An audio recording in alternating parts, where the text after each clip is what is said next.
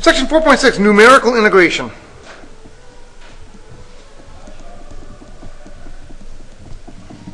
What does that symbol mean again? It's integral. And when you find an integral, what are you finding? You're finding an area. Okay, integrals are areas.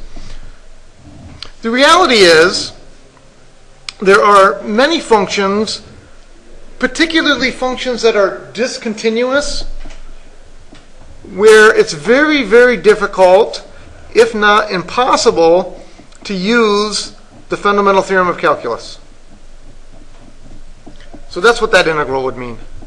So my f of x, I picked a nice continuous function. Since I have a nice continuous function, there's a pretty good chance that we would be able to find this antiderivative, plug our numbers in, and we could find the area. But like I say, there are plenty of functions which are complicated. They don't even have to be all that complicated. For example, this is a good one. We'll use this one. Where there's no antiderivative. You cannot use the fundamental theorem of calculus because there's no formula for finding the antiderivative of that function. So the best you can do for evaluating this integral, the best you can do for finding this area is to approximate it. And that's what we're going to do in numerical integration. We're going to have techniques for approximating integrals. We have one technique already. What was our one technique for approximating integrals? Make rectangles. So we could make rectangles. What we're going to do today, instead of using rectangles, we're going to use different shapes that give us much less error. Okay? What do you think the shapes are? Probably a rectangular base with kind of like a parabola curve. There's going to be two of them. One of them is going to be trapezoids. That's called the trapezoidal rule. And one of them is going to be something that looks like a trapezoid, except you're right, it's going to have a curve on top, and the curve will actually be a parabola. And those give much, much better estimations for finding the area than rectangles do. Much less error. And you can just imagine on this picture here, for example, if I were to pick right here and build a rectangle, you can see there's quite a bit of error, isn't there? But if instead of using just one side, if I used this side and that side and built a trapezoid, how much error would there be with the trapezoid? Very little. And even better than a trapezoid, since this is a curve, would be to use a curve on top, and that would be Simpson's rule. Simpson's rule is actually even more accurate than the trapezoidal rule. What's that? That was the guy I was talking about the other class that you were looking at. It was weird. Oh. You're saying Schneider. Schneider. Oh, Simpson. All right, so here's the idea. Let's do trapezoidal rule first.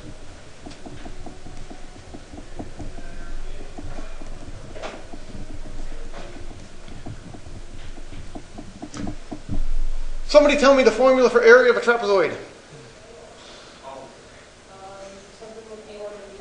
Something with B1 and B2. And there's a 1/2 in there.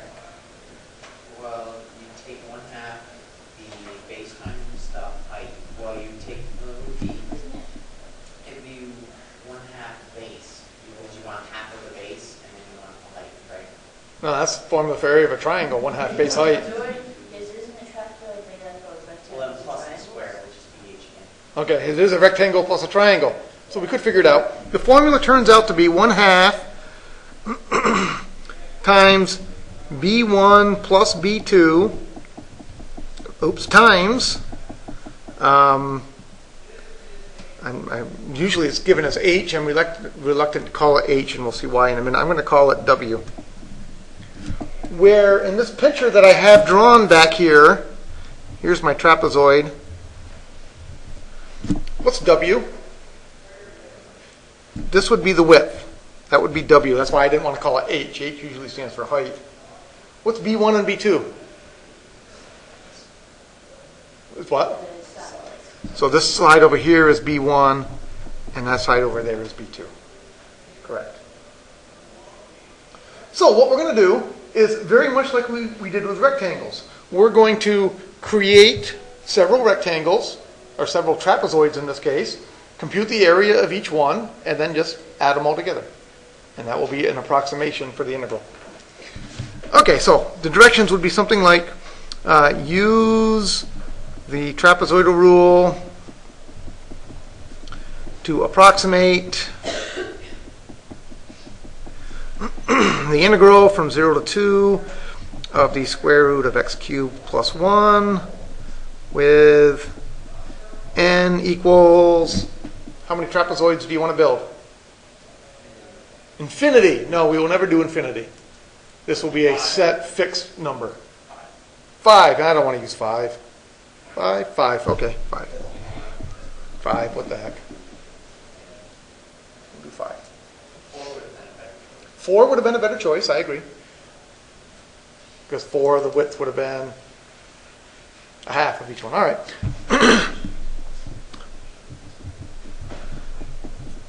If we're going from 0 to 2 and we're building 5 trapezoids, how wide is the base of each trapezoid going to be? 2/5, right? Because it would be b minus a over n. So that's going to be 2/5.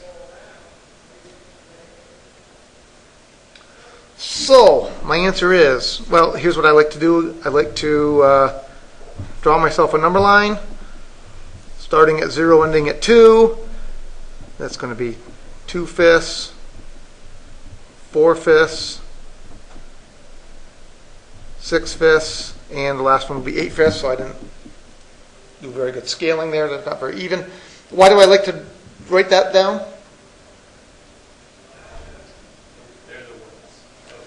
Well, each one has width of 2/5. And then what am I going to use these numbers for? I'm going to take, how am I going to find B1 and B2? I'm going to take these numbers and plug them in. So for the first trapezoid, I'll plug in 0 to find the height of B1, and I'll have to plug in 2/5 to find the height of B2. All right, so here's my answer. The area is approximately 1/2 times, I take 0 and I plug it into my function. What do I get when I plug 0 into my function? Square root of 1, which is 1. Plus, then I have to take 2/5 and plug it into my function. What's 2/5 cubed? 8 over 125, correct. What's 8 over 125 plus 1? 133 over 125, thank you.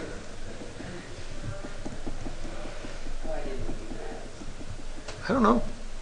And then we got to do square root of that, don't we? Times 2/5. So there's the area of the very first trapezoid. Correct? 4. Only 4 more times. Only 4. Plus 1/2 times. Now for the second trapezoid, what numbers do I plug in? 2/5. But I already plugged in 2/5, didn't I? When I plugged in 2/5, I got the square root of 133 over 125. So I don't need to do that one again, do I? I just reuse it. Square root of 133 over 125. Plus the square root of, now I got to plug in 4/5. What's 4/5 cubed? 64 over 125. What's 64 over 125 plus 1? 189 over 125. Very good. Times 2/5. 2 down. 3 to go. Plus. Well, the next one's going to have a 1/2. And then it's going to have the square root of 189 over 125. Plus, because the third rectangle, I'm going to use 4/5 and 6/5, correct? Or I called it rectangle, the third trapezoid. So I already plugged 4/5 in. Now I got to plug 6/5 in. What? 216 over 125 plus 1. 341 over 125 times 2/5. Plus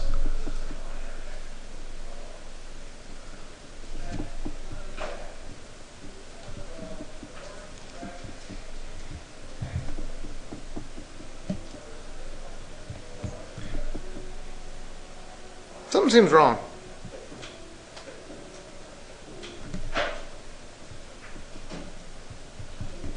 Yeah, you start with the 8-fifths, so you really have 8/5. Because I was only going to have four trapezoids there. So I knew I was missing one. It's got to be 5, right? All right, so we plug in 6/5. This, 1/2. Boy, this is monotonous.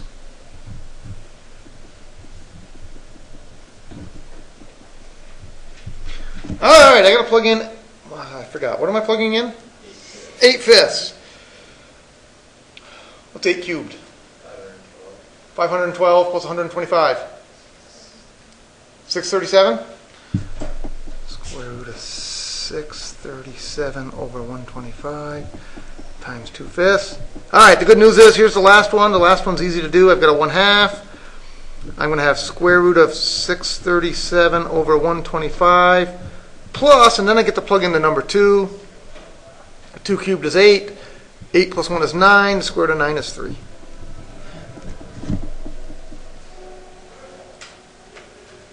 Now, before we grab our calculator and start typing things, I think we can make life a little bit easier on ourselves. How can we make life a little bit easier on ourselves? Huh? We have to add them all together, that's true. Well, no, we do it by hand.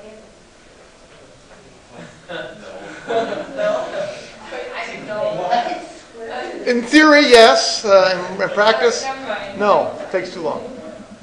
But I think we can make things easier. Would you agree that it's a summation?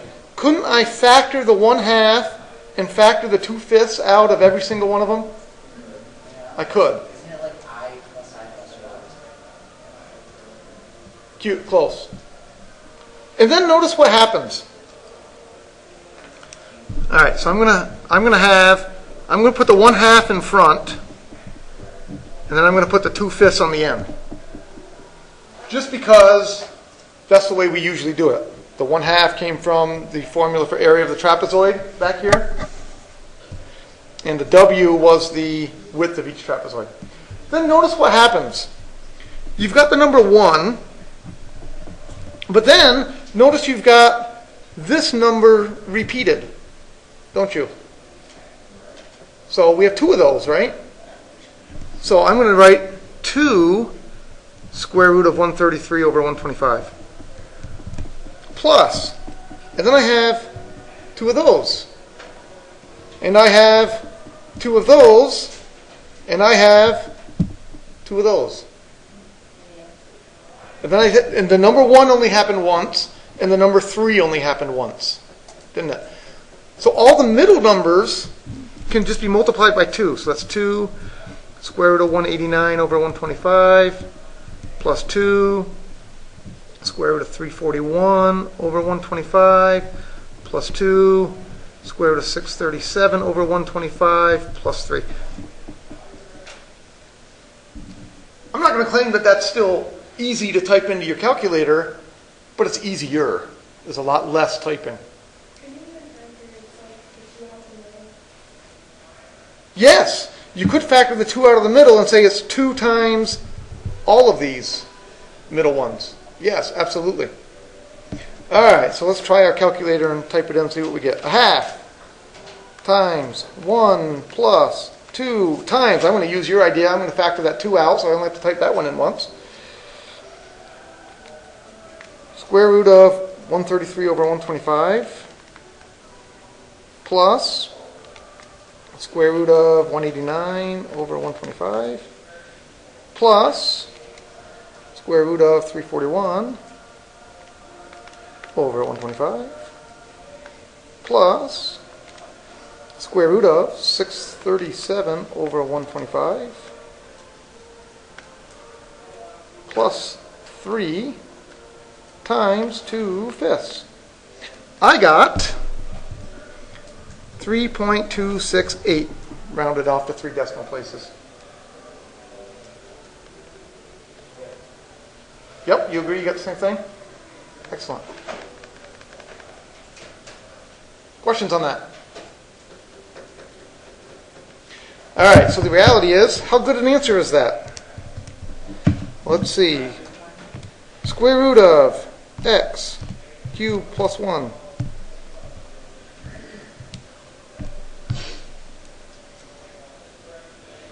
Interesting little graph. Calculate the integral from 0 to 2.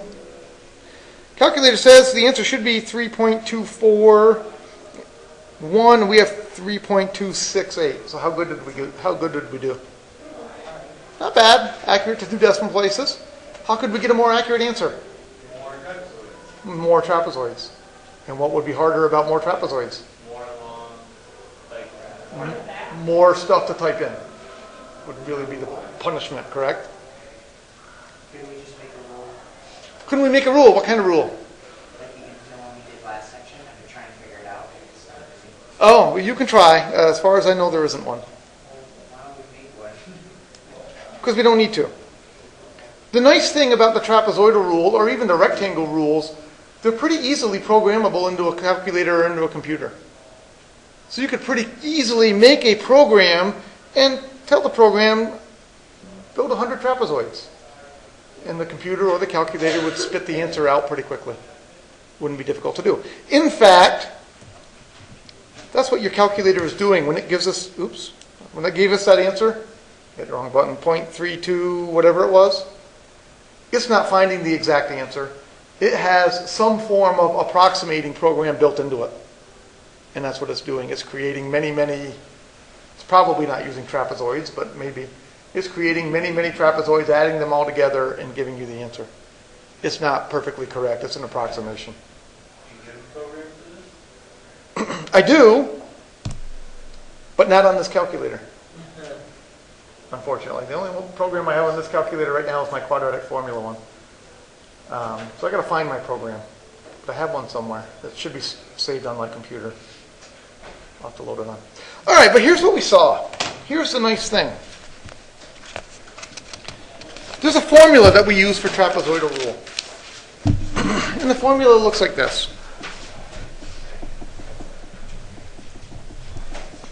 The integral from a to b of f of x dx is 1/2 times.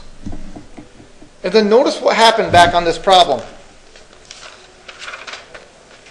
Where did the number 1, which was only used once, where did that number 1 come from? That's what we got when we plugged in 0, which was our a number. And then where did the number 3 come from? That, again, was only used once. That's when you plugged in the b number. What about all the numbers in the middle? All the numbers in the middle got used twice, didn't they? One for each trapezoid. So this number was the right base on the first trapezoid, but the left base on the second trapezoid. So here's the rule you see, that you'll see in your book. It's f of a plus 2 times f at x1 plus f at x2 plus f at xn minus 1 plus f at b. And I ran out of room, so instead of multiplying by delta x, I'll just put my delta x right at the beginning.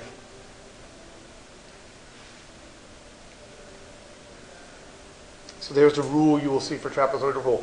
Where all this means here is all the other numbers except a and b. All right, so let's use a slightly easier function and see what we can do. The integral from 0 to 4 of, let's just use x squared dx. We'll pick a fairly easy function. Does that say delta x over 2? Delta x over 2. Why delta x? What's delta x? B minus a over 2. B minus a over 2. What's delta x in terms of the trapezoids? It's the width. It's the width of each trapezoid. So normally I would have put delta x at the end here, but I ran out of room. So this would be 1/2 times base 1 plus base 2 delta x. Your book puts the delta x at the beginning, I believe. All right, so we want to, again, we want to approximate this using the trapezoidal rule. And this time we want to use n equals 8, right. N equals 8. 4 would have been much nicer, but we'll do 8 just for the fun of it. All right, so how big is delta x this time? 1/2. All right, so my answer would be the integral from 0 to 4 of x squared dx is approximately delta x, which is 1/2, divided by 2. Times, I plug in my a value. My a value is 0. How much is 0 squared? 0.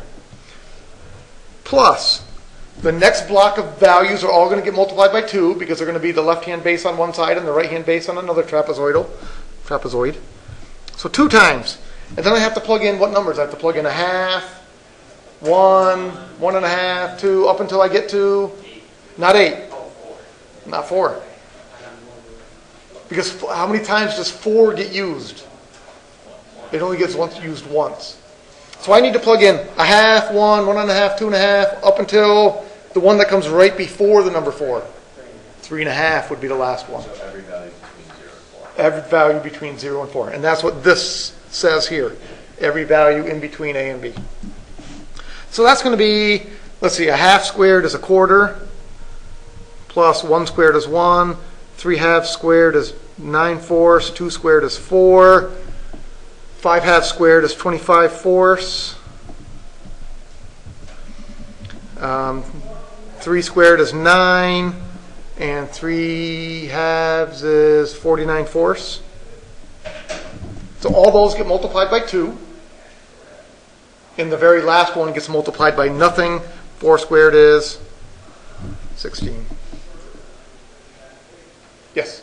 Is there like a faster way to do that to like the chunk that's in the 2 times section? You know what I mean? It would be really, it'd be really useful to do this like 100 times, the best section. If there's not like a way to do it faster, it just becomes unuseful. I know it's not a good word. That intersection. This one, because we have just the function x squared, you actually could use a summation formula there. Because we do have a full summation formula. In general, no. Not unless it's x or x squared or x cubed, because those are the only things we have summation formulas for. In general, the easiest way to do it is to program your calculator. And I'll bring my program in on Wednesday and I'll show you what it looks like. All right, so I'm not going to add this up now. Grab your calculator, add it up. Well, let's do it. Let's just see how accurate our answer is. What the heck? So that's 1/4 times 0 plus 2 times 1/4 plus 1 plus 9/4 plus 4 plus 25/4 plus 9 plus 49/4 plus 16. I got 21.5.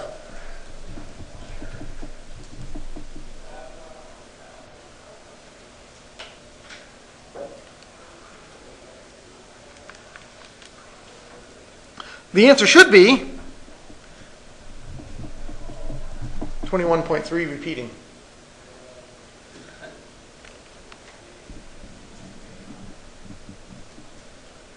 So how accurate were we? Not bad. About a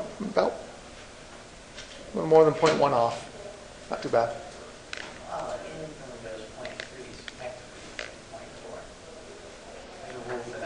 Well, I only have to go from 0.5 to 0.333333. So I'm only off by 0.166666666. Going forever. Not bad. How did I know the answer should be 21.3? How did I do that so fast? Calculator, I wasn't pushing any buttons. I used my brain, and what did my brain tell me to do? What's the antiderivative of x squared? That's the derivative of x squared. What's the antiderivative? 1/3 x cubed, and then I plugged 4 in. What's 4 cubed? 64. 64 over 3 happens to be 21 1/3. Didn't need a calculator for that. All right, so that's the trapezoidal rule. Simpson's rule is very similar.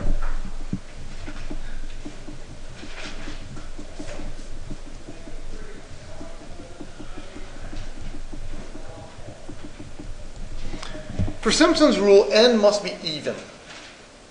That's the first condition. And then what you end up with, I'm not going to go through the whole derivation of where it comes from. You'll just have to believe me.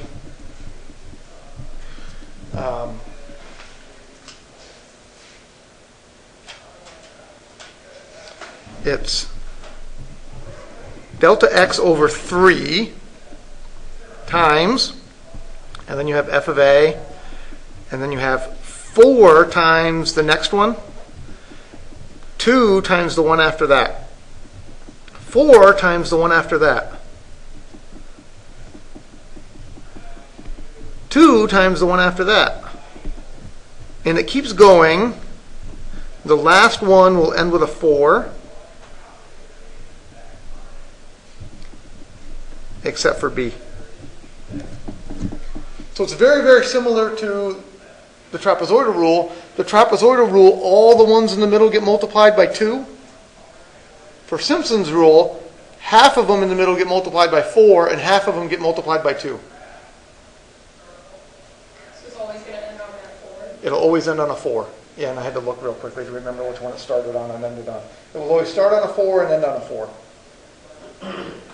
And then it's always delta x over 3, where notice trapezoidal rule was delta x over 2. Where was that? Back up there. Is there a delta x over 4 that we Does he seem to be getting more and more? Maybe. My answer is maybe. I don't know. Because this is actually one of Simpson's rules. This is the most simple of the rules that he had.